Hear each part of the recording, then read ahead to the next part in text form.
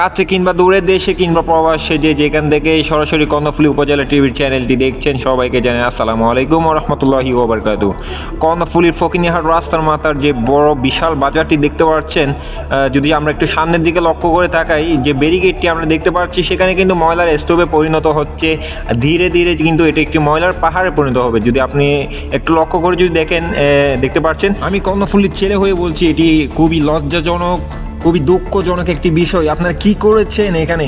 এতগুলো ময়লা যে আপনি ব্যারিকেডের উপর ফেলেছেন, এই যে আমাদের দেশের সৌন্দর্য, আমাদের এলাকার সৌন্দর্যটি যে আপনি এভাবেই নষ্ট করে দিচ্ছেন। আপনি কেমন মানুষ, আপনার কেমন মন মানসিকতা আসলে আমি ঠিক বলতে পারবো না। সো আপনাদেরকে আমি রিকোয়েস্ট করে বলছি, প্লিজ দয়া করে আপনারা এই ময়লাগুলো এখানে ফেলবেন না। এটা কিন্তু ময়লা ফেলার জায়গা না, এটা কর্ণফুলীর একটি বিশেষ জায়গা, যেখান দিয়ে কর্ণফুলী চরলক্কা থেকে শুরু করে বুটবাজার থেকে শুরু করে বিভিন্ন জায়গায় মানুষজন চলাচল করে এবং বিভিন্ন এলাকার মানুষ এই জায়গা দিয়ে চলাচল করে। এত সুন্দর একটি বাজার হওয়ার সত্ত্বেও যদি ভালো করে লক্ষ্য করে দেখতে পারেন, রাস্তার উপর বাজার হয়ে গিয়েছে। যারা এখান দিয়ে নিয়মিত হাঁটাচলা করেন পথচারী, তাদের সবার একটি কথা, এখান থেকে যে পচা দুর্গন্ধটি বের হচ্ছে সেটি পরিবেশের জন্য খুবই মারাত্মক এবং খুবই ভয়ানক বলে আমরা মনে করি। এবং আমরা কর্ণফুলী উপজেলার মানুষদের দৃষ্টি আকর্ষণ করছি, কর্ণফুলী এলাকার চেয়ারম্যান মেম্বার থেকে শুরু করে কর্ণফুলী উপজেলার পুলিশ প্রশাসন ভাইদের দৃষ্টি আকর্ষণ করে বলছি, আপনারা খুব শীঘ্রই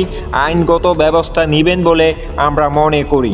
সব দিকে কিন্তু ময়লা আর ময়লার স্তূপে পরিণত হয়েছে আমাদের কর্ণফুলী ফকিনিরহাট রাস্তার মাথার এই জায়গাটি। আমি আপনাদেরকে একটু রিকোয়েস্ট করে বলবো যে অপরিত্যক্ত যে জায়গাগুলো আছে আপনারা দয়া করে একটু অনুরোধ করছি, অপরিত্যক্ত যে জায়গাগুলো আছে আপনাদের ময়লাগুলো সেখানেই ফেলবেন। এটি কিন্তু ময়লা ফেলার জায়গা না, আমি বারবার কিন্তু বলছি। রাস্তার এই পার ওই পার যতটুকুই দেখবেন, যতটুকুই নজর যায়, শুধু ময়লা আর ময়লা, ময়লার ডিগি হয়ে গেছে আমাদের ফকিনিরহাট রাস্তার মাথা। কি অবস্থা করে রেখেছে এই জায়গাগুলো! আর যদি সামনে যদি লক্ষ্য করে তাকায়, রাস্তার মাঝে দোকানপাট বসিয়ে রেখেছেন কিছু অসাধু ব্যবসায়ীরা।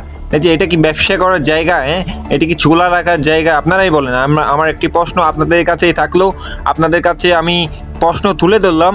এই যে দেখতে পাচ্ছেন রোডের মাঝখানে যে সিএনজি এবং অটো রিক্সা বেপরোয়াভাবে যে চলাচল করে, সবগুলো নিয়ে আমি কথা বলতে চাই। আমি সবগুলো নিয়ে বলতে চাই এলাকাবাসীদের উদ্দেশ্যে, আপনারা এই বিষয়গুলো নজরে রাখবেন। আপনারা কেন প্রতিবাদ করছেন না? কেন ঘরে বসে আছেন? কেন শুয়ে আছেন? কেন ঘুমাচ্ছেন?